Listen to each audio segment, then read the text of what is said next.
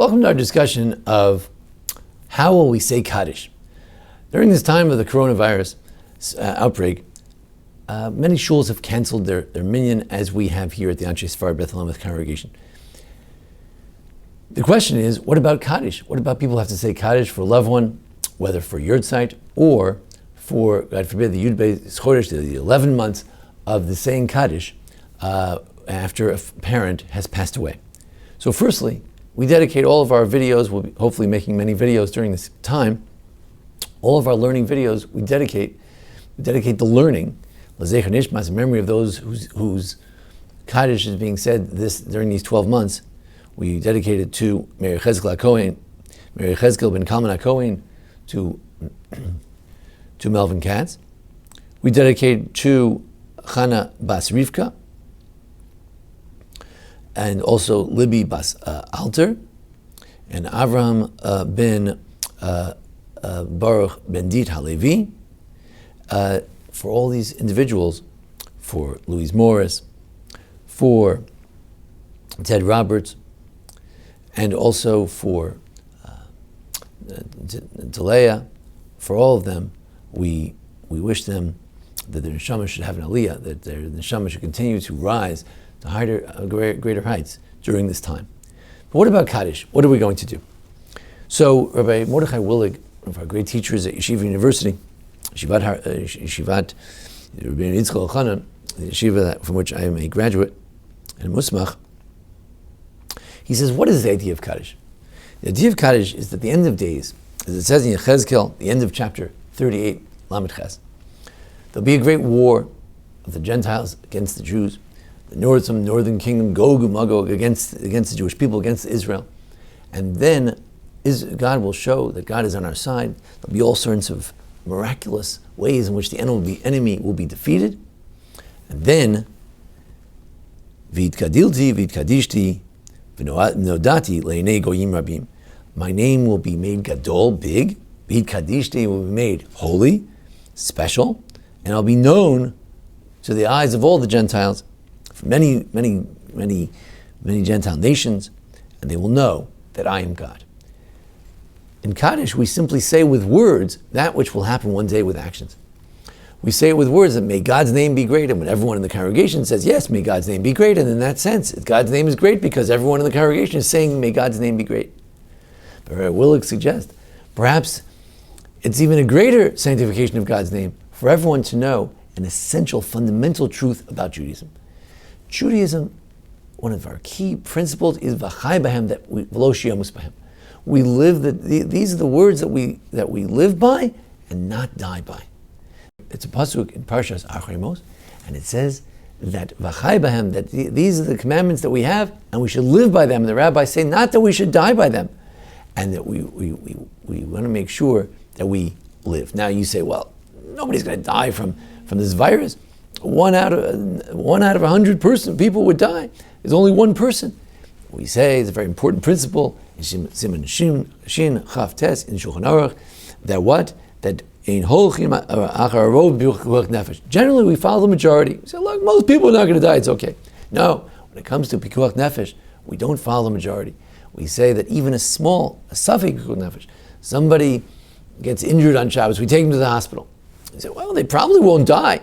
Probably is not good enough. When it comes to pikuach nefesh, we have to be extra careful. If this is what some of our great authorities, Rav Shechter, Rav Willig, Rav Rees, if this is what they've decided, then we should have the full confidence of it. In fact, they say that Reb Chaim Brisker, he was very strict about this idea that you don't hesitate when it comes to violating Shabbos in order to save a life. You don't hesitate. And in fact, the Rambam writes that forget about Shabbos. When it comes to pikuach nefesh, saving a life, then forget about it. Even if there's a person who's sick, you do everything. And you should do it, when you do it not through a Gentile or a child. You could why should I violate Shabbos with an adult? Let me violate it through a child or through a Gentile. No. He says, rather, you should use the greatest rabbi, the greatest scholar should violate Shabbos in order to save a life. When it comes to saving a life, we're very, very strict. So some people said, no, the Ramah, other authorities said, when it comes to Shabbos, why should you drive to the hospital? Let the goy drive to the hospital. So the Reb Chaim Brisker said, no, we don't do that. You have to take the strict approach. Not everyone agrees with Reb Chaim Brisker, but it's interesting what he said. The Rabbi Soloveitchik's grandfather, Reb Chaim Brisker, he said, don't tell me that I'm being makil on Shabbos, that I'm a big lenient person when it comes to Shabbos. No, I'm being machmir b'pikuach nefesh. I'm being strict about one of the most important principles, and that is that kol makayim nefesh achas miYisrael, it says in Mishnah Sanhedrin, anyone who saves one life, kilkiyim olam malei, it's as if you saved a whole world. We have to be extra strict when it comes to this idea. They say that Reb Chaim Brisker used to tell people, and Rabbi Soloveitchik used to tell people, that if you want to be a rabbi in a community, you can't be a rabbi in that community if you're going to hesitate about the violation of Shabbos to save a life. When you're the rabbi, you have to take responsibility that there's no hesitation when it comes to violating Shabbos for the purpose of saving a life. Same thing over here. We have to be extra strict when it comes to saving life, even if it's just 1 out of 100. Just 1 out of 100. And it's not me, and it's not my brother, and it's not my mother, but it's someone else's grandmother who, because I had a slight cold, turns out to be coronavirus, and someone else touched someone else, and that person touches someone else, and they happen to die from it. That's a big deal. That's not something we can be lenient about. Having said that, there are minyanim that are continuing to go on. So I'm in touch with various friends, and I have a friend in an old age home, I have a friend in Israel, and they're willing to say Kaddish for us, so they'll continue to say Kaddish. There's an idea that you can say Kaddish for numerous people, so we'll continue to have Kaddish said for those who need it. If I've left out any names, or if you need to say Kaddish, or if you're Yurtzeit, please let me know, and I'd be glad to oblige.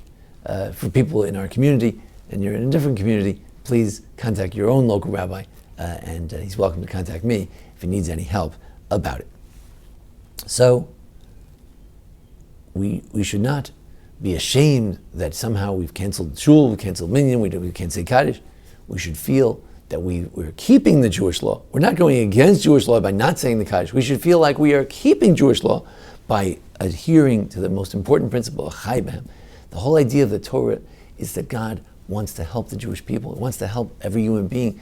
The Mesilas Yesharim, Ramchal begins his beautiful book of preaching where he says that the whole God brought us here in this world to help us enjoy life. God wants to make things good for us.